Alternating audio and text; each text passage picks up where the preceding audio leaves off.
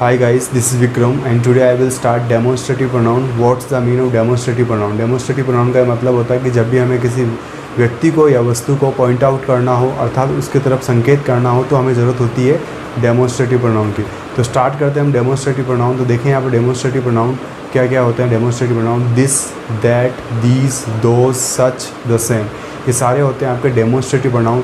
तो हम समझते हैं कि what is the difference between this and these and what is the difference between that and those. तो स्टार्ट करते हैं। रूल नंबर फर्स्ट देखें यहाँ पर दिस।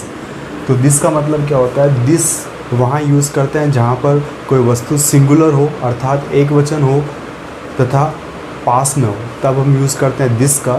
तथा कोई वस्तु प्लूरल हो और पास में हो अर्थात बहुवचन हो और पास में हो, तब वहाँ यूज़ करते हैं दीज का। एग्जाम्पल देखें, दिस इज़ माई कार, यह मेरी कार है।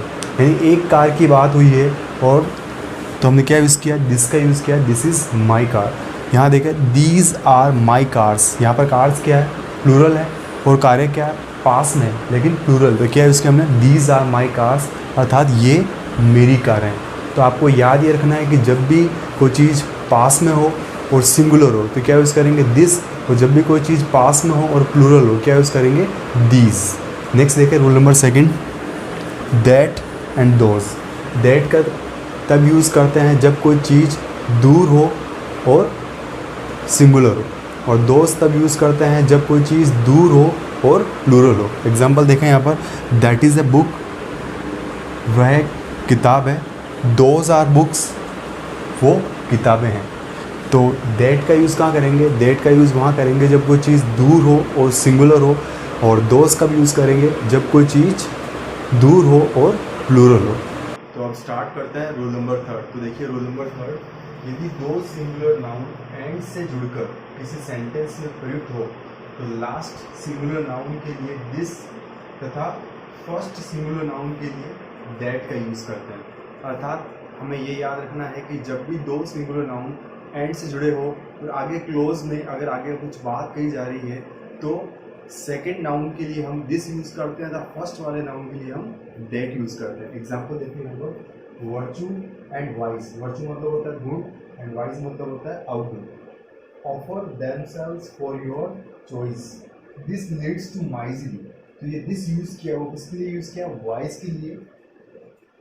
That leads to happiness, that use किया वो किसके लिए यूज़ किया, वर्चू के लिए।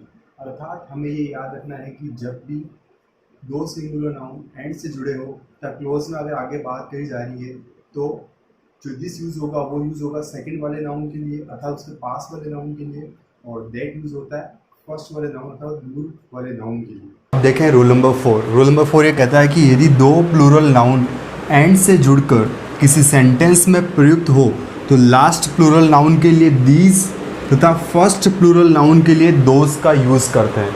सिंपल ये याद रखना है कि जब भी दो प्लूरल नाउन एंड से जुड़े हो या एंड से कनेक्टेड हो तब हम लास्ट वाले नाउन के लिए दीज का यूज़ करते हैं तथा फर्स्ट वाले प्लूरल नाउन के लिए दोज का यूज़ करते हैं। एग्जाम्पल देखें यहाँ पर, cows and horses are both useful animals.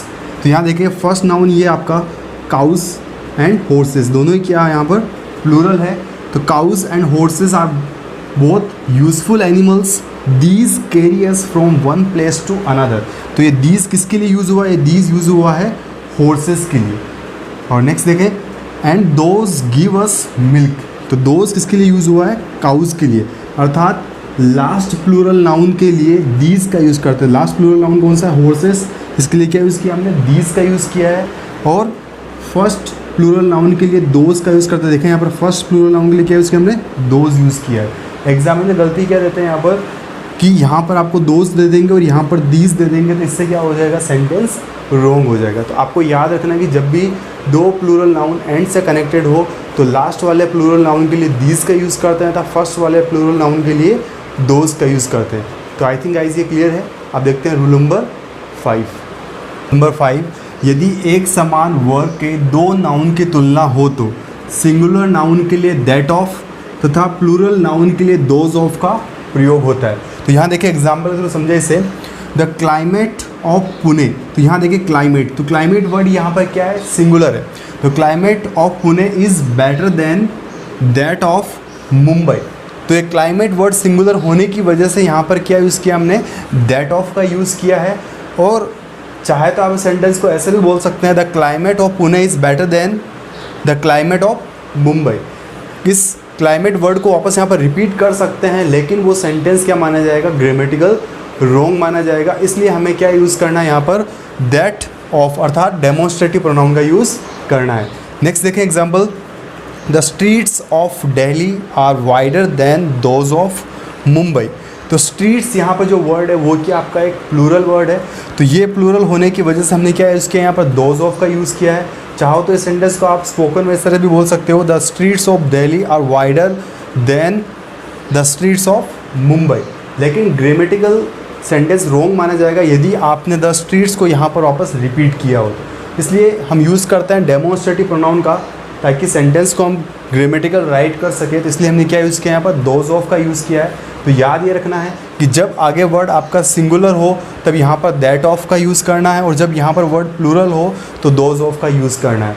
Important rule है, इससे कई बार सवाल एग्जाम में पूछे गए हैं। तो अब स्टार्ट करते हैं हम रूल नंबर 6। तो देखिए यहाँ पर सच का प्रयोग डेमोन्स्ट्रेटिव प्रोनाउन के रूप में सिंगुलर और प्लूरल दोनों ही सेंस में होता है।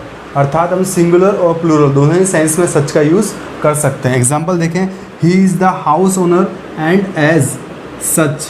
ये सच वर्ड किस लिए यूज़ हुआ, ये यूज़ हुआ है द हाउस ओनर के लिए। He has the right to maintain the house. तो इस तरह से हमने इस house owner, he is the house owner and as such he has the right to maintain the house. तो इस सच का यूज़ किया हमने किसकी जगह पर, द हाउस ओनर की जगह पर।